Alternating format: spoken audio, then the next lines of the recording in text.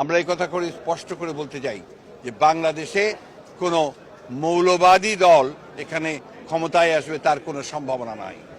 বাংলাদেশের 52 বছর ইতিহাসে দেখা গেছে যে কখনোই কোনো মৌলবাদী দল তারা ক্ষমতায় আসতে পারেনি, বরঞ্চ তাদের যে শক্তি সেই শক্তি দিন দিন ক্ষীয়মান হয়ে এসেছে।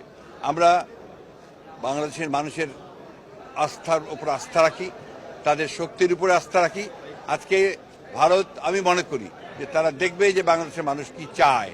বাংলাদেশের মানুষের ইচ্ছার বিরুদ্ধে যদি তারা কোনো পদক্ষেপ নেয় সেটা হবে অত্যন্ত দুঃখজনক, এবং আমরা মনে করি সেটা বাংলাদেশের মানুষের জন্য, এই অঞ্চলের নিরাপত্তার জন্যও শুভ হবে না বলে আমরা মনে করি। ভারতের মতো একটি গণতান্ত্রিক দেশ, যারা গণতন্ত্রের কথা বলে সব সময়, গণতন্ত্রকে আফুল করার চেষ্টা করে, তাদের কাছে এটা অপ্রত্যাশিত যদি এই নিউজ সত্য হয়ে থাকে।